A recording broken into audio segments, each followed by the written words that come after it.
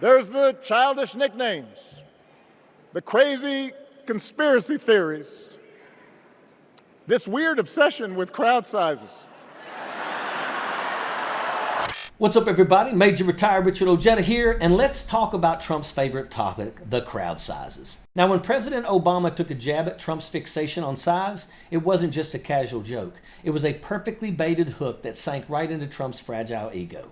How has that moment landed with the former president? So both of the Obama's speeches got under his skin. He is very reactive to both of them. We have seen that since 2011 when Trump spread the lie that President Obama was possibly born in Kenya and therefore illegitimate to be president. Maggie Haberman even noted how that jab hit Trump hard, like a punch right to his self-esteem. It's like one of those classic fisherman tales. Every drunk uncle brags about reeling in a giant fish, but when you actually see the catch, it's barely big enough to fit into a goldfish bowl. Trump's been trying to convince us that he's got the big lunker, but let's face it, he's just holding up a tiny minnow. I get up this morning, I turn on one of the networks, and they show an empty field. I said, wait a minute, I made a speech. I looked out. The field it looked like 1.5 million people. They showed a field where there were practically nobody standing there. And they said, Donald Trump did not draw well. I said, it was almost raining. The rain should have scared him away, but God looked down and he said, we're not going to let it rain on your speech. The guy is the ultimate master baiter, spinning wild tales to distract from the fact that his catch and everything else isn't nearly as big as he wants you to believe. Trump had some success spinning stories about Joe Biden being too old and too frail. He's been banking on your loyalty to overlook the truth and swallow his tall tales. But here's the kicker. Trump doesn't realize there's a big difference between undeserved mercy and the kind of grace he's looking for. He's not just trying to escape guilt and shame. He's gaslighting everyone into enabling his narcissistic tendencies and let him keep getting away with his shenanigans, all while he desperately tries to cover up the uncomfortable truth. And just like that uncle with the fish story, Trump lies about his crowd sizes are nothing more than a flimsy cover for a deep-seated insecurity he's been running from his whole life. Once again, boom. What is his obsession, by the way, with crowd size? You notice that? He's always worried. This is the one measure he has of success. He's still worrying about his inauguration crowd being smaller than mine. It really bugs him. He's still talking about that. What is his obsession, by the way, with crowd size? This seems to be one measure he has of success. He's still worrying about his inauguration crowd being smaller than Obama's. It really bugs him. He's still talking about that. Then Obama delivered the gut punch. Does he have nothing better to worry about? Did nobody come to his birthday party when he was a kid? Was he traumatized? Obama was right. It's almost like Trump's entire self-worth is tied to how many people show up to see him.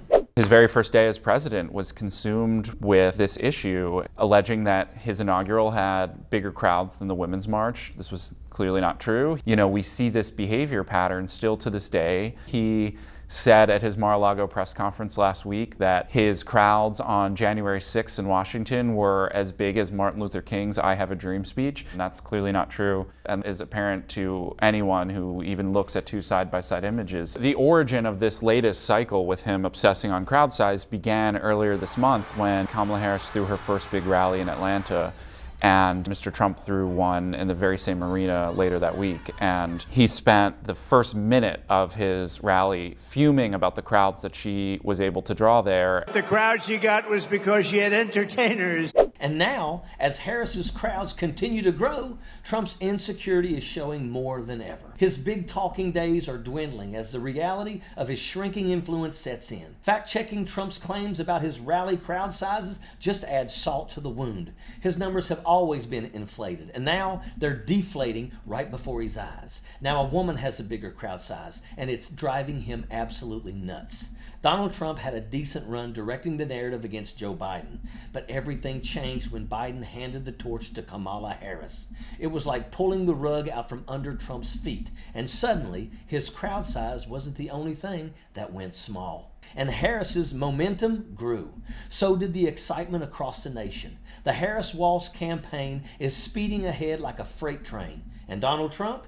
Well, he's floundering like a fish out of water, gasping for air as his crowd sizes shrink faster than his approval ratings. Have you seen him lately? He looks like a deflating balloon at a kid's party, pale, sagging, and desperately in need of a fresh coat of orange spray tan and a diaper change. Trump's been trying to convince everyone he's still got it, but let's be real. He's lackluster, deflated, and no amount of crowd size exaggeration is going to pump up his bruised ego.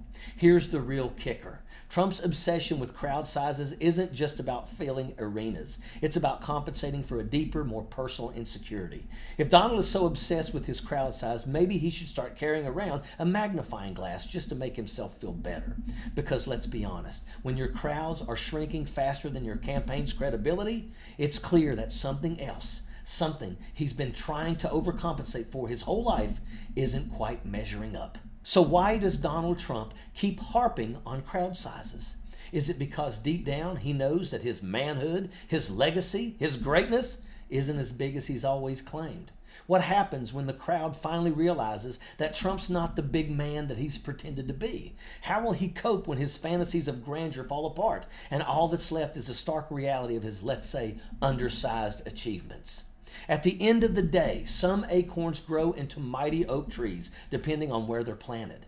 But in Donald Trump's case, it looks like his acorn stayed just that, a tiny acorn, desperately trying to pass itself off as something bigger. When all you've got to boast about is crowd size, losing that edge stings more than ever.